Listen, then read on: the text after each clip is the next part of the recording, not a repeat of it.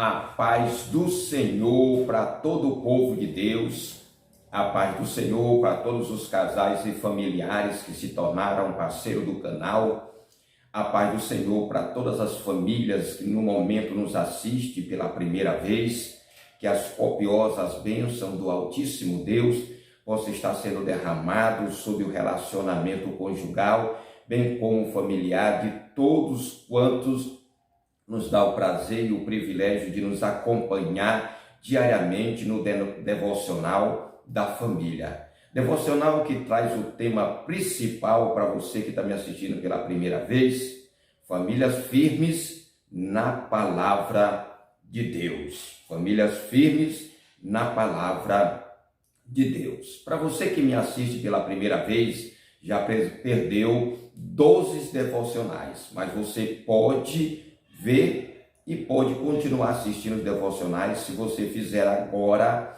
a tua inscrição. Te inscreve aí no canal, se inscreva no canal. Depois de fazer a inscrição, você deve ativar o sininho em todos para estar recebendo a notificação. Quando eu colocar o vídeo novo, amanhã estarei colocando outro vídeo, você vai estar recebendo a notificação. Você precisa deixar a tua curtida, que é muito importante, acompanhado do comentário. Hoje é o 13º devocional. Nós falamos durante todo o dia 1º de maio até ontem, nós falamos para os esposo, esposa, pais e filho. E hoje nós estaremos nos direcionando aos solteiros da casa do Senhor, ao homem e à mulher que ainda não contraiu o matrimônio. Você que está aí no canal, que já é parceiro do canal, que ainda não é casado, nós estaremos falando diretamente com você. Vamos lá. Primeira carta de Paulo à igreja de Coríntios, capítulo 7, verso 32, diz assim: o homem que não é casado preocupa-se com as coisas do Senhor e como agradar ao Senhor. O homem que não é casado, segundo o apóstolo Paulo, ele diz que ele se preocupa com as coisas do Senhor e como agradar ao Senhor, porque nós bem sabemos que quando nós contraímos o matrimônio, há uma preocupação do homem agradar a mulher e da mulher agradar o homem, pelo menos assim deve ser. O apóstolo Paulo escreve a carta aos Coríntios segundo o seu entendimento. Aguardava-se a eminência da volta de Cristo. Quando Paulo escreve essa carta aos Coríntios, ele entendia que todo o povo de Deus aguardava a volta de Cristo para aqueles dias. Por isso Paulo fala sobre este assunto. Paulo não é contra o homem contrair o matrimônio. Ele não faz apologia ao homem continuar solteiro, assim como ele era, o próprio Paulo, né?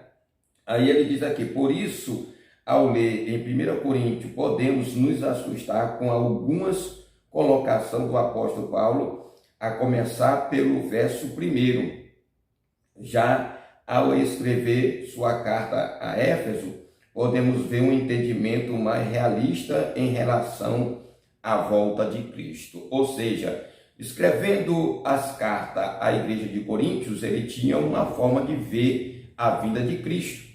Já em Éfeso, ele tem uma forma totalmente diferente. Podemos deduzir esta afirmação a partir das duas recomendações e da valorização do casamento.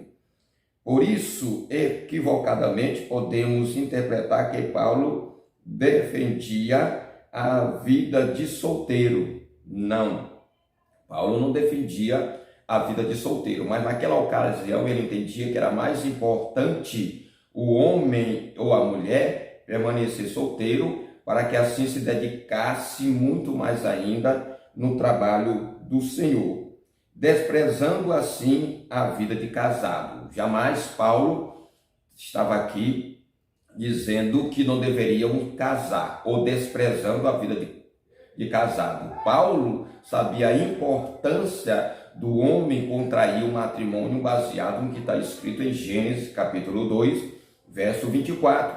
deixará o pai e mãe, deixará o homem, pai e mãe, e unir-se-á sua mulher, e ambos se tornarão uma só carne. Para quê? Para construir uma família, como assim Deus quer de cada homem e de cada mulher.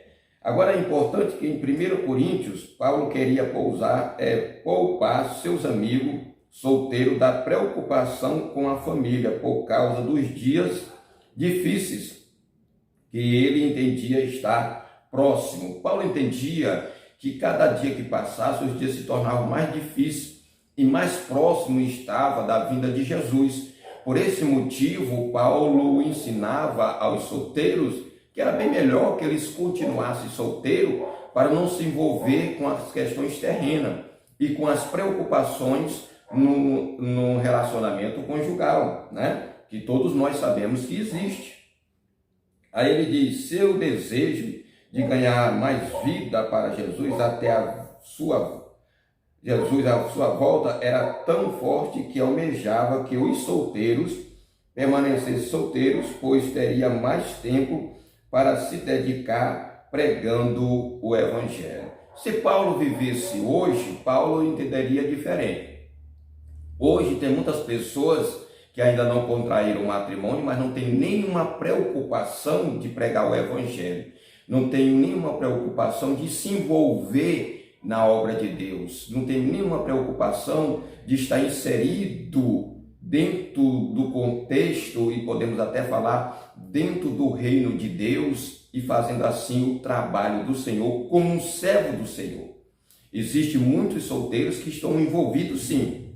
Existem muitas mulheres solteiras que estão envolvidas no vocal, no ciclo de oração de jovem. Tem muitos jovens que são pregadores da palavra de Deus, mas nós estamos vivendo em um tempo em que os jovens deveriam aproveitar, enquanto ainda não contraiu o matrimônio, para se dedicar à obra do Senhor, mas muitos não têm feito isso. Paulo tinha essa preocupação dos solteiros se voltar para o engrandecimento do nome do Senhor e para a expansão do reino do Senhor, e não se preocupasse na questão do casamento, porque ele sabia que quem não era casado se envolvia ou deveria se envolver corpo, alma e espírito com a obra de Deus.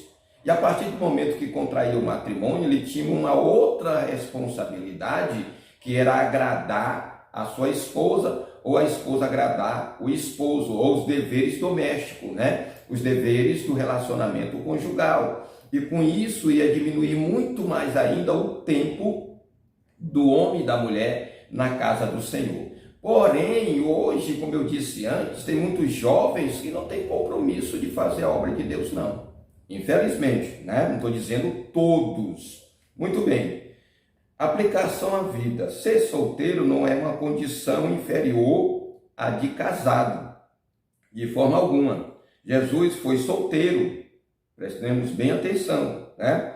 O próprio apóstolo Paulo exerceu seu ministério como solteiro. Não sabemos ao certo como se deu esta vida de solteiro. Alguns acreditam que sua esposa tenha morrido de alguma enfermidade, mas Paulo, ele exerceu seu ministério nas suas viagens missionárias. Foram 3 viagens missionárias, mas houve uma outra que Paulo fez como sendo viagem missionária. Eu vejo como 4 viagens missionárias. Ele exerceu com eficiência, com maestria, pelo fato de ser solteiro e não ter a preocupação que o casado tem. Por exemplo, Jeremias, Deus proibiu ele de casar, porque nós sabemos que a preocupação e os deveres daquele que contraiu o matrimônio impede um pouco de nós fazermos a obra de Deus, diferentemente do solteiro. O solteiro não tem nenhuma preocupação. Eu pergunto para você que é solteiro: tu paga a conta de luz? Se você paga a conta de água estando debaixo do teto dos teus pais? Não. A preocupação é menor. Você tem deveres dentro de casa? Claro que tem, o solteiro. Mas muitas das vezes o solteiro tem mais tempo para se empenhar na obra de Deus. O contexto em questão afirma que o solteiro cristão tem uma grande responsabilidade e que pode ser encarada também como um privilégio da parte do Senhor, dedicar-se exclusivamente à obra de Deus. Muitos dos ministros do reino de Deus muitos dos ministérios do reino de Deus não poderiam ser exercidos por pessoas casadas, especialmente com filho. Ser solteiro pode ser um dom concedido por Deus por mais uma obra especial. É um dom ser solteiro. Se você é solteiro e não pretende casar, você está pecando contra Deus? Não. Pode ser o dom de você continuar solteiro, se dedicando à obra de Deus, seja você homem ou seja você mulher. Essas são marcas de uma igreja que trata com dignidade os solteiros, e nós temos que observar isso com muita clareza, que a igreja de Cristo deve tratar os solteiros da mesma forma que trata o casado, ou seja, sem brecha e sem preconceito. Os solteiros devem ser incentivados por todos a encontrarem sua suficiência em Cristo, assim como os casados. Se não quer casar ainda, nós temos que ter respeito com os solteiros e tratar eles de uma forma digna, mesmo que ainda não contraiu o matrimônio. Mas, mais uma vez, eu quero dizer que ao você, homem, e a você, mulher, que é solteiro, te dedique à obra de Deus. Aproveite o tempo para se dedicar totalmente em corpo, alma e espírito a fazer a obra de Deus. Porque quando você contrair o matrimônio, você terá outras responsabilidades, terá outros deveres. O dever do homem para com a esposa, o dever da esposa para com o homem dentro do relacionamento conjugal. E quando vem os filhos, muito mais ainda é a responsabilidade. Então você pode dizer, pastor, então eu nunca vou casar. Não pense também dessa forma. Se você tem força suficiente, tem o dom de permanecer solteiro ou solteira, permaneça. Mas se você não consegue, é melhor casar do que abrasar, né? Se não me falha a memória, é assim que está na Bíblia. É melhor você casar, contrair o matrimônio, do que você se prostituir. Que o Deus eterno abençoe a todos, que o Deus eterno abençoe o solteiro, e que você que pensa em casar, case para a glória de Deus. Você que pensa em permanecer solteiro, permaneça para a glória de Deus. Até o próximo encontro, se assim Deus nos permitir.